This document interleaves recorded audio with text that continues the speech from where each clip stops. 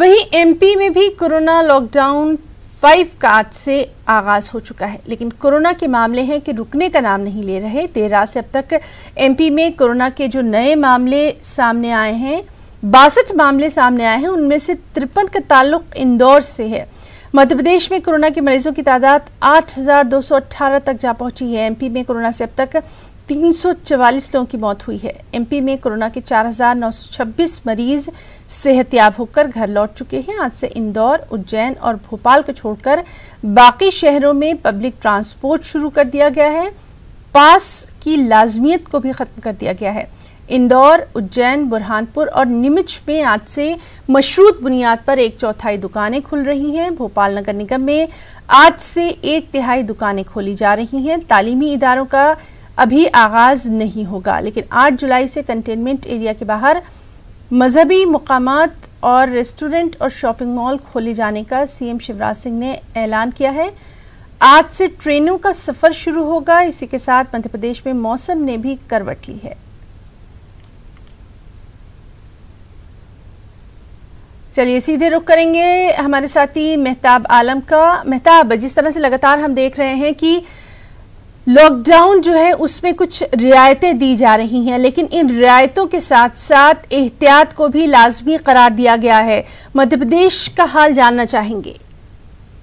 है ना, अब हुकूमत के साथ साथ आवाम की जिम्मेदारियां बढ़ गई है, क्योंकि आवाम की तरफ से बार बार ये मुतालबा किया जा रहा था कि उसे रियायत दी जाए। तो हुकूमत ने जो है आवाम के मुतालबात पर तमाम चीजों को मद्देनजर रखते हुए कंटेनमेंट एरिया के बाहर तमाम चीजों को खोलने की जो मशरूत इजाजत तो दे दी है, लेकिन इसके साथ आवाम की जिम्मेदारी इसलिए भी बढ़ गई है क्योंकि अब ये कोरोना वायरस जो है पब्लिक जो है सोसाइटी में ट्रांसमिशन पे उससे पहुंच गया है।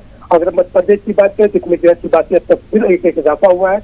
अगर मैं इसकी बात करूँ तो सुबह तक जो इजाफे हुए हैं तो इसमें 53 मामले तो सिर्फ इंदौर से ताल्लुक रखते हैं, बाकी 20 मामले का भोपाल से और बाकी जो है जबलपुर, छतरपुर, सीधी, नरसिंहपुर जैसे शहरों से जो है कुछ मरीज में इजाफा हुआ है। तो मध्य प्रदेश में अगर मजमूई बात करें तो 8,237 कोरोना के मरीज हो चुके हैं और मरने वालों की तादाद बढ़कर 348 हो गई है। तो अगर मैं भोपाल की बात करूं, भोपाल, उज्जैन, इंदौर और नीमच की, तो यहाँ पर सबसे ज्यादा जो है कोरोना वायरस के मरीज है। यहाँ पर जो है मशरूत बुनियाद पर कंटेनमेंट एरिया के बाहर जो है बाजार खोले गए। 1/4 बाजार जो है इंदौर, उज्जैन, नीमच, बुरहानपुर में खोले गए। और भोपाल की बात करें जो राजधानी, तो यहाँ पर 35% जो है दुकानों को खोलने की इजाजत दी गई है। पब्लिक ट्रांसपोर्ट जो है शुरू किए गए हैं, लेकिन पब्लिक ट्रांसपोर्ट जो है भोपाल, इंदौर, उज्जैन को छोड़कर जो है शुरू किए गए हैं। और वही भोपाल की बात करूँ तो आज भोपाल के लिए खास दिन है कि आज के दिन ही, आज से 12 साल पहले 1949 में रियासत भोपाल का इंडियन यूनियन में इंजमाम हुआ था। तो आज उस तरह का जश्न तो नहीं होगा, लेकिन जो है भोपाल गेट जो कहा जाता है वहाँ पर 1101 जो है दिए जलाए जाएंगे। भोपाल मेयर वहाँ पर जाएंगे और जो है एक नई तहरीक का आगाज करेंगे, तिरंगा फहराया जाएगा वहाँ पर, है ना। मेहताब, जिस तरह से लगातार हम देख रहे हैं कि जिंदगी को पटरी पर लाने की कोशिशें भी की जा रही हैं, और लेकिन ये भी लगातार कहा जा रहा है कि अब एहतियात ज्यादा लाजमी हो गई है। यकीनी तौर पर देखिए, जब पहली बार जो है लॉकडाउन शुरू हुआ था मार्च में, उस वक्त अगर आप देखें तो कोरोना मरीजों की तादाद इतनी भी नहीं थी जितना किसी एक मोहल्ले में होती है। अब जो है 10,000 लाख से ज्यादा पूरे हिंदुस्तान में हो गई। मध्य प्रदेश की बात करें तो यहाँ पर तादाद जो है 8,237 हो चुकी है। तो यकीनी तौर पर जहाँ पर बहुत सारी बंदिशें हैं वहीं पर बहुत सारी रियायत देने की भी कोशिश की गई है।